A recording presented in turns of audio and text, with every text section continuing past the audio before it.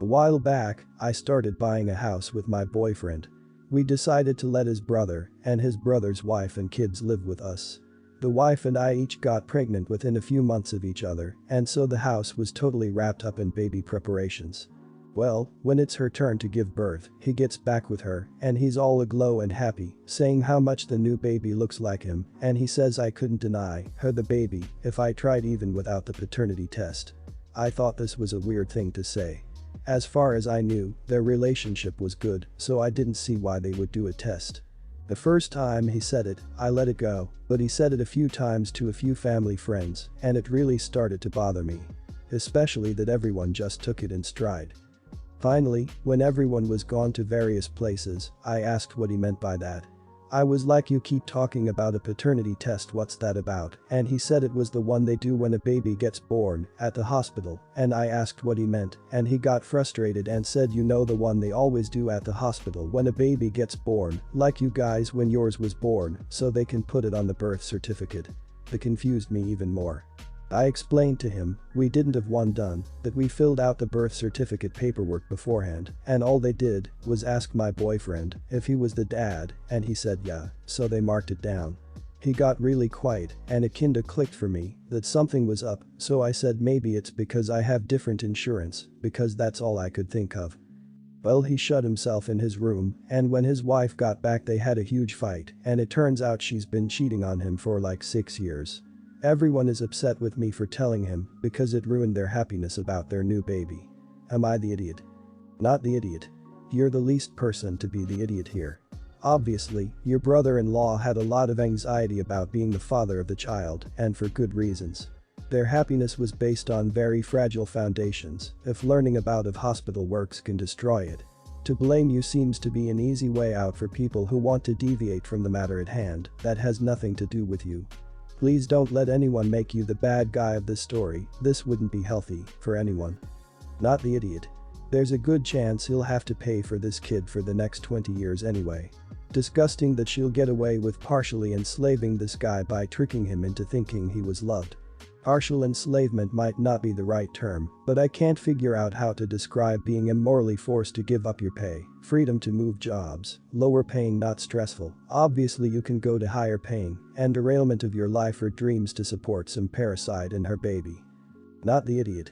What he said was so completely out of left field, it was reasonable to ask what the hell he was talking about.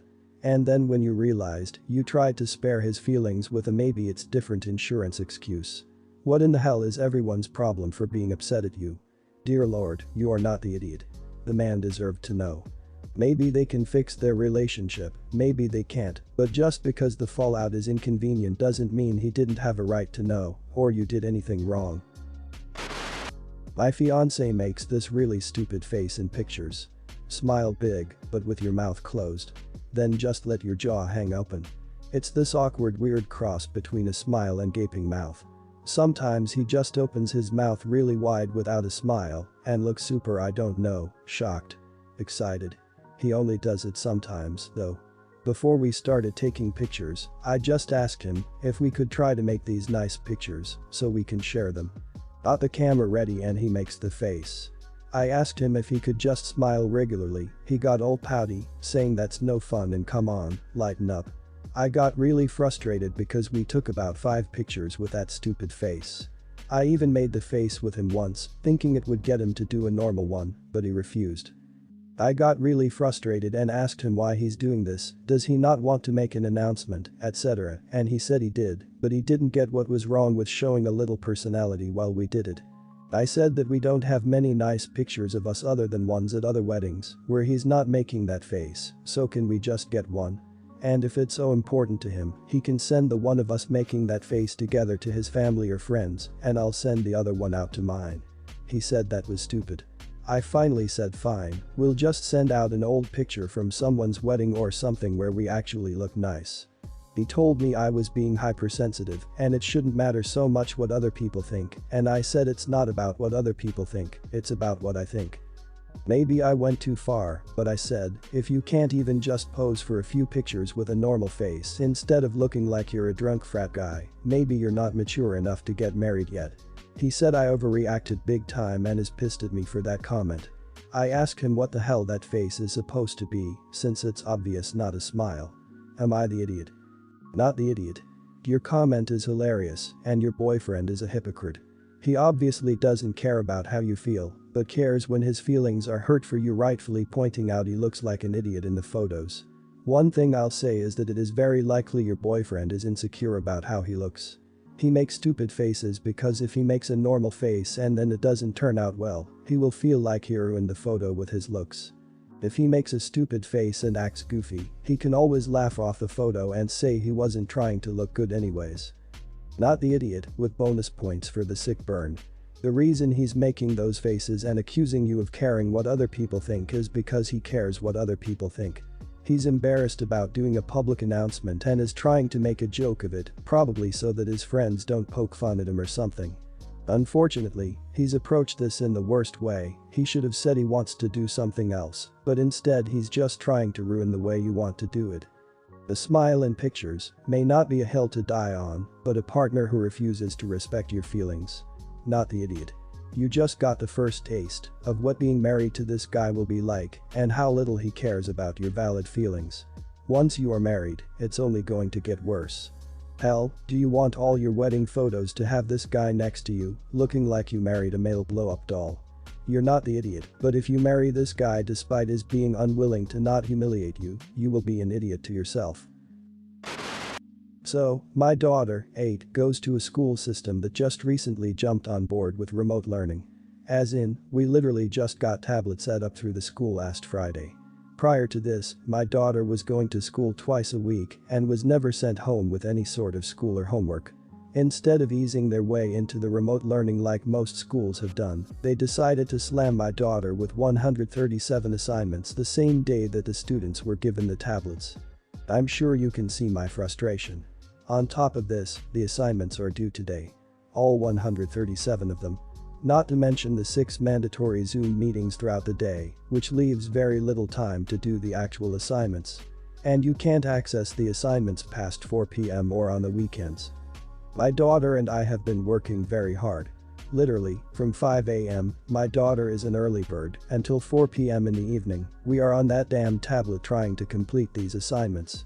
Which literally leaves my 9-year-old, my other child, with no help on his homework at all. This morning, during a mandatory meeting, my daughter's teacher asked how everyone was doing. Her teacher is one of those teachers who should have retired 20 years ago and is an idiot to all of the students and cuts them off mid-sentence every single time they speak. So when it came time for my daughter to answer, my daughter said, "I'm feeling really overwhelmed," and her teacher said, "Well, life isn't fair, is it?" And then went to move on to another student. Before she did, I said, "Excuse me," and popped my head into view of the camera. Her teacher instantly started saying, "That came out worse than intended." My response was, "Yeah, I think not actually. I will be in contact with the school since you feel it's necessary to instantly shoot down students that you are supposed to be helping." I then logged my daughter off of her meeting and called the school. My husband said I'm being a Karen and that the teacher is probably just overwhelmed. I told him that I truly don't give a crap if she is overwhelmed. She chose this career and it's hard on everyone currently, but that gives her no right to be a raging idiot to students who were just slapped with 137 assignments, whom barely even know how to work the school's pages because there was no training or overview. Oh, hell no. I work in retail, face to face with customers losing their maskless crap at me on the daily, and I'm expected to take it and respond calmly for a wage that barely covers living expenses. This is a teacher at a private school dealing with kids over a computer who can't respond in a calm manner to a child telling her I'm feeling overwhelmed, who only reacted with any sort of embarrassment when she realized that the parent hurt her.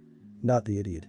137 assignments due in a week for a first or second grader, and seemingly a lot of them involve writing essays that are more advanced than high school or college level essays and assignments. No freaking way, dude. This crap isn't happening anywhere. No teacher is going to take the time to put that kind of workload on themselves. Even for a small class of 10, being really generous, that's 1,370 assignments they'd have to go over in a short amount of time and get put in. That would take literally days of input and work going as fast as possible to accomplish. Not the idiot because teachers need to be very aware of how they deal with children. Teachers are allowed to make mistakes, but that teacher only felt bad because she got caught. It's unclear to me if this workload and the restrictions are coming from the teacher or are coming from the school. That would change how I would address the overall, larger problem going on. It does sound like this teacher was given requirements for her class without any teaching or guidance, which doesn't excuse her demeanor, but does place it in a larger, more problematic context. My ex-girlfriend and I had been dating for 4 years, but at least 6 months ago we broke up, not on bad terms, but long story short, we just both realized that we weren't heading in the same direction. Shortly after that, she found out she was pregnant. We talked about how we would handle things, and both agreed to just be friends and parents to our baby, despite the unexpectedness we both were, and I still am, very excited. We explicitly agreed platonic parent relationship only. We started getting quite close and hanging out a lot again, which I thought nothing of. After all, we ended on good terms and we were going to be friends and co-parents, so it made sense. One night at my house, she tried to kiss, and I stopped it in its tracks as I was not comfortable. I told her I wasn't interested in a relationship at all and just wanted to focus on myself and our baby. She got quite angry and started shouting at me, asking why I would have a baby with her if I didn't want to be with her, how could I do this to her, etc. I just told her I was clear about this from the very beginning and I asked her to leave and we could talk tomorrow. The next day, she told me she didn't want to have a baby out of a relationship and that she was getting an abortion. Unfortunately, she found out she was too far along and informed me we would be giving up the baby for adoption. I flat out told her no way, I would not let her do that at all, which is where I might be the idiot. She came to my house very angry and again asked how I could do this to her. This is where I might be the idiot, again, because I told her that she is the one who chose to have this baby and I was clear about my stance from the beginning. If she misinterpreted my stance or was deluded enough to convince herself otherwise, then that was on her, not me. She screamed that she was breaking up with me, even though we were already broken up.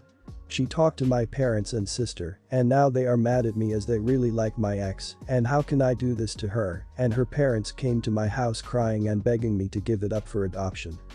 Over the past few weeks, I have probably been asked 10,000 times how can I do this to her. I told her dad, who had since come to my doorstep at least 5 more times, that I'm not doing anything to her, and if he asks me that one more time I'm going to write it on a piece of paper and shove it up his back before getting a restraining order. Part 3 of where I might have been the idiot. That was mainly a result of my frustration from being harassed, but I am not trying to excuse it, as I know he was just trying to help his daughter.